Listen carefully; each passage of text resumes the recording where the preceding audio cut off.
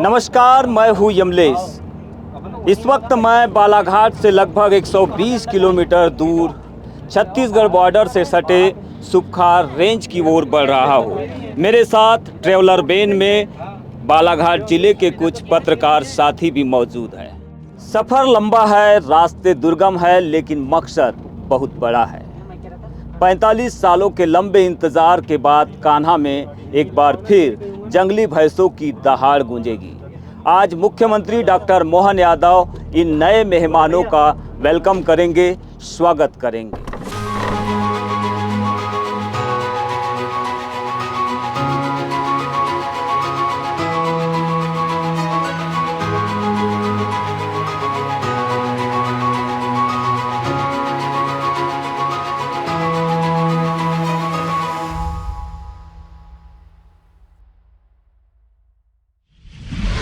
Kanha tiger reserve की गोद में बसी हालोन घाटी और सुपखार का यह मखमली मैदान, यहाँ की हवाओं में आज एक अलग ही गूंज है।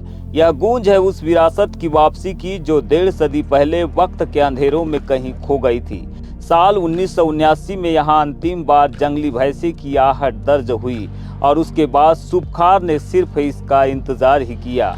आज 28 अप्रैल 2026 को मुख्यमंत्री डॉक्टर मोहन यादव ने जब बाड़े का द्वार खोला तो वह सिर्फ एक गेट नहीं था, बल्कि 150 साल पुराने एक गौरवशाली अध्याय का पुनर्जन्म था।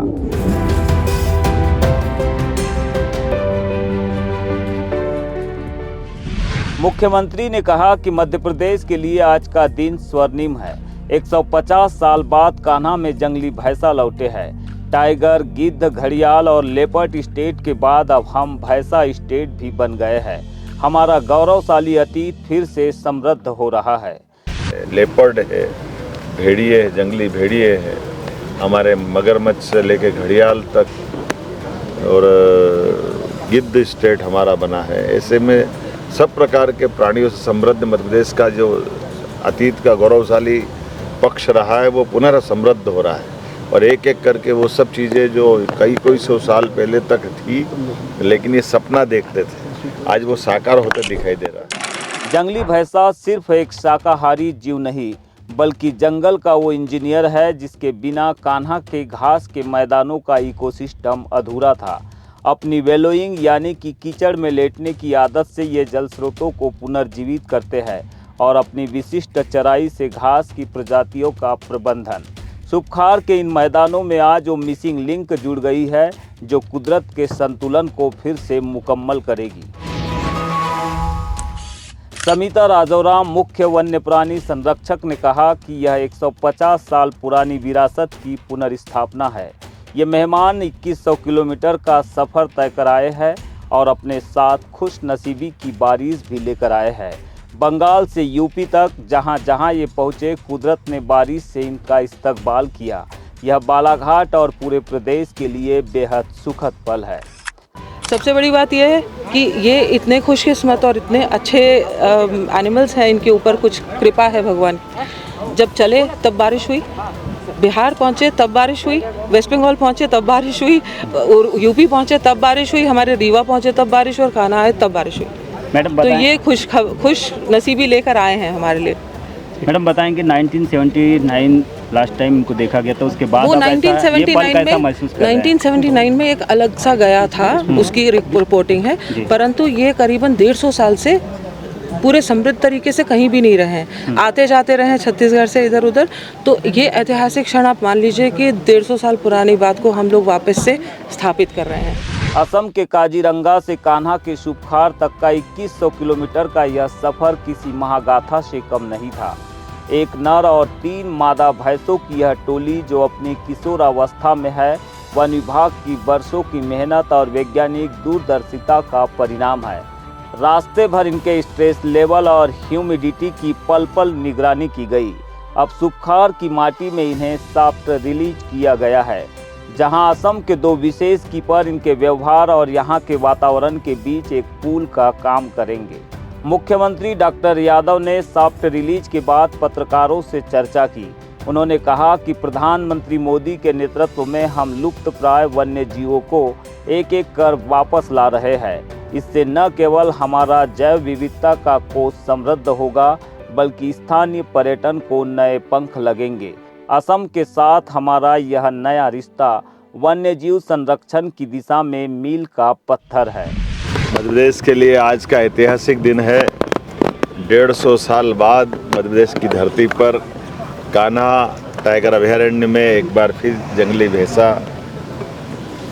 मैं मान के चलता हूँ कि ये हमारे पर्यावरण के लिए, परिस्थिति तंत्र के लिए अद्भुत अवसर है। हमारी अपनी धरती पर हमारे गए मेहमान का आगमन का शुभागमन है। मेरी अपनी ओर से बहुत बधाई। और जैसा कि मुझे बताया गया है कि इनके आने से हमारे ये पूरे इकोसिस्टम में बड़ी मदद रहेगी।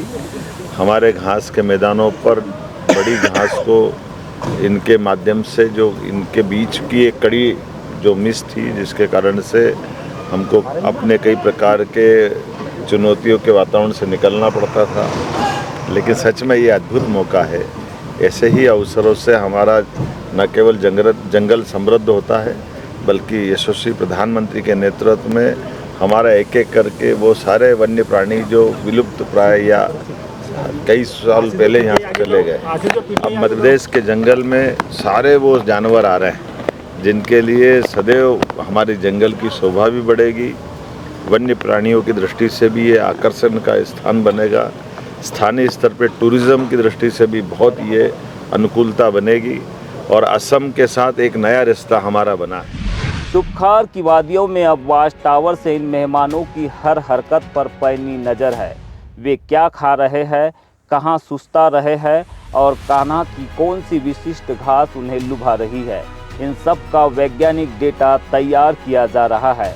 यह पूरी प्रक्रिया न केवल एक प्रजाति को बचाने की कवायद है, बल्कि भविष्य के संरक्षण मॉडल के लिए एक नया और वैज्ञानिक ब्लूप्रिंट भी है। समिता राजौरा ने कहा कि हमने यहाँ पर एक विशाल वॉच टावर बनाया है, जहाँ से इनकी हर गतिविधि को वॉच किया जाएगा। इनकी पसंद और नापसंद के आधार पर ही हम आगे की रणनीति तय करेंगे। असम के कीपर्स की मौजूदगी इस पूरे वैज्ञानिक काम को और भी पुख्ता बनाएगी। अपनाई जाएगी अब इनके। देखिए आप वहाँ पर एक बहुत बड़ा सा वॉच टावर भी बना है, वहाँ से हम हमेशा यहाँ पर सीसीटीवी कैमरा रहेगा, इनकी पूरी वॉच रहेगी। इनकी दिनचर्या के ऊपर हम ध्यान रखेंगे, कितना खा रहे हैं, क्या कर रहे हैं, कहाँ घूम रहे हैं, किस जगह पे ज़्यादा बैठ रहे हैं, कितना देर वैल्यूइंग कर रहे हैं, कितना पानी पिया है, इस सब की मॉनिटरिंग रहेगी, क्योंकि ये एकदम नया काम है और अभी ये रहेंगे। और इसके बाद जब हम देख लेंगे कि ये अब सफल हो गए और इनको कौन सा घास पसंद है, इनको भिन्न भिन्न घास दिए जाएंगे, तो उनको जो पसंद आएगा उसी हिसाब से फिर आगे हमारा काम चलेगा। कितने किलोमीटर से इनको लाए और कितनी तकलीफ? ये करीबन 2100 किलोमीटर से चल के आए हैं, रात भर चले हैं, दिन भर चले हैं, क्योंकि अगर हम गाड़ी रोकते, सिर्फ गाड़ी रुकती थी इनको खाना देने के लिए, पानी पिलाने के लिए, और उतनी ही देर में फिर इनको लेना है। नहीं तो क्या है कि अगर हवा रुक जाएगी, उसके आर्द्रता कम हो जाएगी, अंदर उसके कितना परसेंटेज ह्यूमिडिटी है वो सब चेक करते आए, पानी पिलाते आए, तो उतना ही देर रुके जितने में कि उनको खाना पीना हो जाए। इसमें पूरा का पूरा ध्यान केवल इनको ही दिया गया है और हमारी टीम ने 2-2 दिन नहाया नहीं, वो वैसे ही रहे और रात को जहाँ पर आए तब जाकर इन्होंने सांस लिया। तो ये है सुपखार का वो इलाका जो नई उम्मीद का गवाह बना है। 2100 किलोमीटर से चलकर आए ये मेहमान अब कान्हा की धरोहर है। मुख्यमंत्री डॉक्टर मोहन यादव ने न केवल विलुप्त प्रजातियों को बचाने के प्रति संदेश दिया है, बल्कि इन जानवरों को बाड़े में छोड़कर बालाघाट को इतिहास में एक बार फिर दर्ज कर दिया है, यानी कि कान्हा नेशनल पार्क को पुनः चमका दिया है। सफ़र लंबा था, लेकिन उससे भी कहीं अधिक इस ऐतिहासिक पल को कैमरे में कैद करने की खुशी थी, क्योंकि हम चले थे बालाघाट से, जहां से इस रेंज की यानी कि सुपखार रेंज की दूरी लगभग 122 किलोमीटर है। कैमरा पर्सन कमल कोडले के साथ बीजीटी मीडिया के लिए मैं यमलेश वंजारी।